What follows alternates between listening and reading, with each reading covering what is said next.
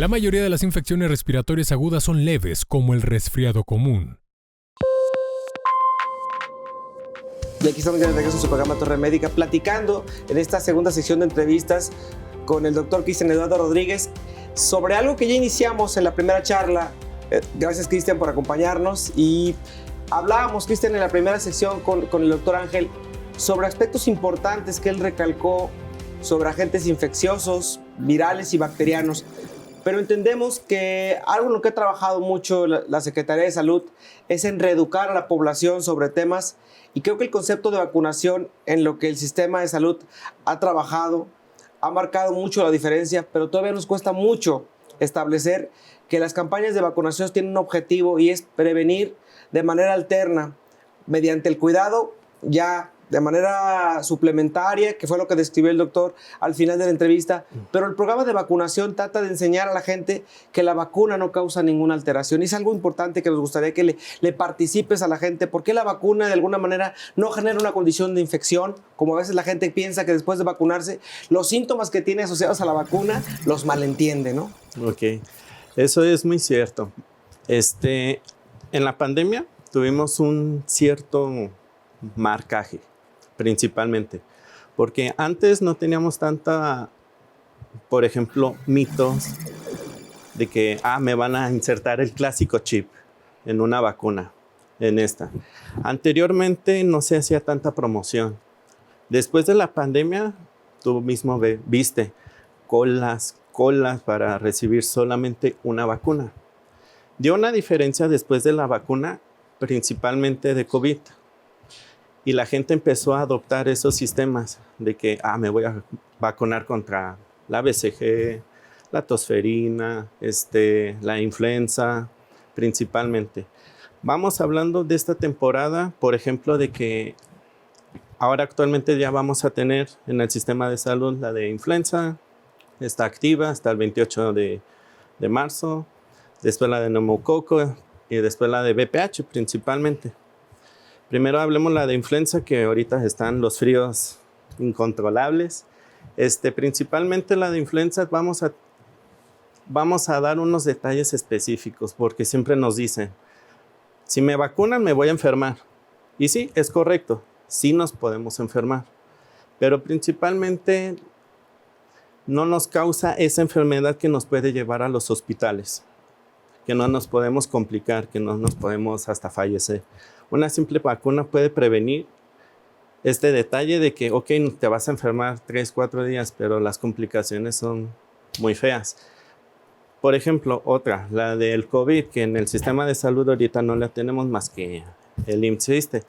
Pero anteriormente con la de COVID había muchos casos en terapias intensivas, hospitalizaciones, y ya cuando nos dieron la vacuna de COVID disminuyó. Ahorita ya no le hacemos tanto caso, pero debemos prevenir esa situación, vacunarnos.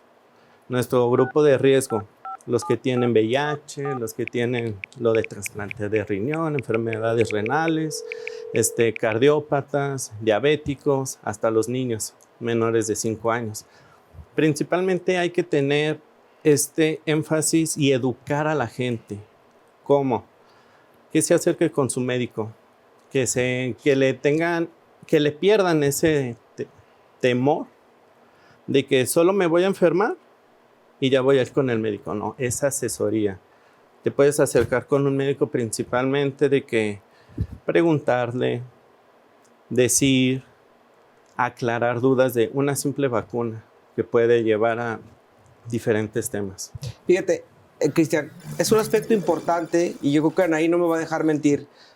Digo, fuimos en la primera sede en el estado de Jalisco en tener la vacuna en Centro de Niño en Guadalajara, en la unidad de vacunología. Fuimos el primer lugar en tener la vacuna de COVID, ¿sí? Por la empresa líder en el producto. En esa modificación que tuvo como recambio en la modificación genética, esa presentación era un boom y esperábamos que la sociedad tuviera una cultura diferente, pero sin embargo, después del fenómeno de pandemia, en la alza significativa en los brotes que estuvimos teniendo en las oleadas, había un comportamiento clínico muy diferente. La sociedad se acercaba y sí aclaraba sus dudas, pero no dejaba de vacunarse aún a pesar de que tenían un cierto miedo y un desconocimiento. El tema del chip, pues obviamente paulatinamente fue creado por la gente antivacunas con el objetivo de desorientar a la sociedad. Pero otra vez empezamos a ver un comportamiento y lo hicimos y lo vivimos. Este programa tiene como tarea, Cristian, salir a la calle a través de un concepto que se llama Torre Urbana, de entrevistar a la población y darle a la gente o hacerle a la gente unas preguntas sobre los conceptos primarios que ustedes como invitados y profesionales de esta área le puedan despejar a la gente sus dudas. Pero la gente hablaba, algunos de ellos, en cierta instancia, con un cierto grado otra vez de miedo y de decir que la vacuna no tenía la utilidad. Y hablaste de algo muy importante. Ve el comportamiento de la gente vacunada de COVID que hoy no acude en una situación grave a un hospital porque si bien tiene un contagio, el comportamiento clínico es diferente porque ya dejamos una información, ¿sí? Grabada en el sistema inmune, pero tiene que entender la sociedad que tenemos que llevar a cabo un refuerzo porque esta condición de mutación que sufren los virus fue parte del fenómeno. COVID no era un virus nuevo, era un virus que tuvo una condición de mutación, que tuvo un comportamiento viral mucho más agresivo y que llevó a la sociedad a una condición de mortalidad. Y creo que mucho del comportamiento clínico, obviamente había grupos mayormente vulnerables, ¿sí? Adultos mayores, que fueron los primeros en abarrotar los hospitales, pero que un comportamiento clínico totalmente diferente.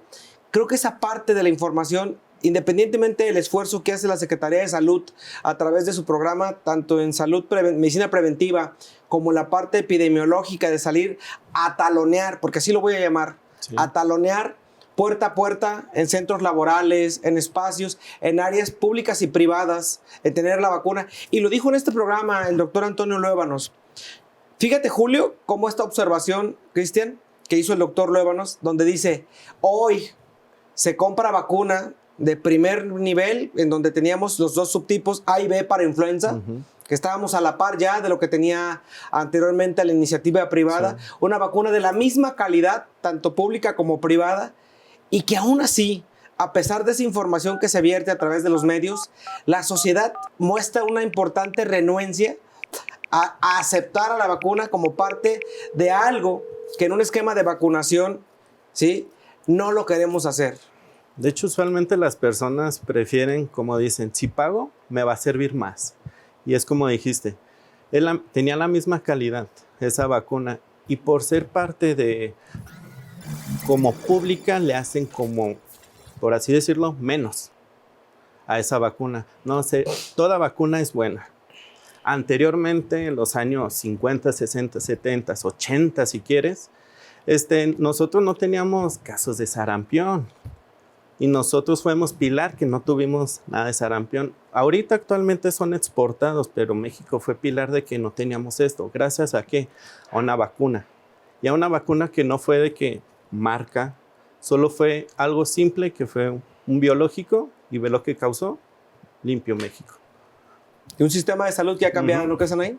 Así es, y sobre todo de fácil acceso, porque pues sarampión son las gotitas que les dan a los niños, ¿no? O sea, exactamente. No tienes ni siquiera que ser invasivo inyectándolo o algo. Exactamente. La verdad es que quizás ha cambiado propiamente el concepto de vacunación a la sociedad, el hecho de tener que aplicarlo, ¿sí?, de manera intramuscular, subcutánea, o la modalidad que tenga cada una de las vacunas, cambia mucho el precepto. Y lo dijiste bien, a veces a la gente le tiene que implicar un impacto en su bolsillo para sentir que lo que recibió, ¿sí?, va a tener una calidad en su atención. Yo creo que la responsabilidad para nosotros como un espacio, y te lo dije antes de empezar esta charla, crear de esto un concepto de salud responsable.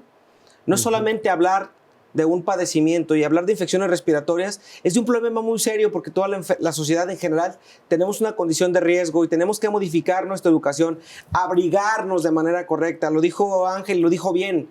El abrigarnos, el lubricar nuestra piel, el protegernos con el uso adecuado de un cubrebocas, al retirarlo, al ponerlo en un recipiente adecuado para no contaminar. Estornudar adecuadamente. Lavarnos las manos después de estornudar. ¿Por qué? Porque habitualmente después de que estornudamos, pues a veces nos encontramos con alguien, saludamos a esta persona y estamos haciendo una transportación de microorganismos que viajan a muchos kilómetros por hora en velocidad y que llegan a una condición que obviamente puede cambiar la condición. Te vamos a invitar a que te quedes para que en la sección de mesa de conclusiones platiquemos un poquito más a detalle lo que la sociedad tiene que tomar en cuenta como medida de prevención en esta temporada invernal para atender de manera oportuna, de manera preventiva, en cuestión de salud respiratoria, en problemas infecciosos. ¿Te quedas con nosotros? Sí. Vamos a un corte comercial y regresamos en Torre Médica. Continuamos. Para prevenir las infecciones, se recomienda lavarse las manos, usar tapabocas y evitar el contacto con personas enfermas.